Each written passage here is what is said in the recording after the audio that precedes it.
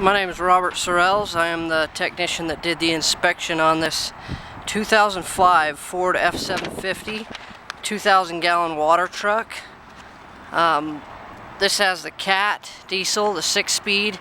They don't make this truck anymore. You can't get the Cat, can't get the Cummins. This is a one-of-a-kind. It's like brand spanking new. It's got 13,000 miles on it. Everything's perfect on it. I just got back from a 700-mile trip in it. Everything works perfect on it. It's got front, side, rear, and the hose spray. It's got its own drafting pump. You can pick up out of the river, out of a lake. Everything's perfect on this thing, like I say.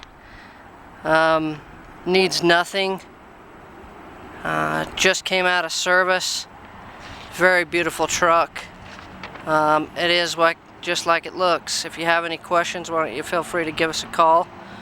Again, my name is Robert Sorrells, and have a nice day.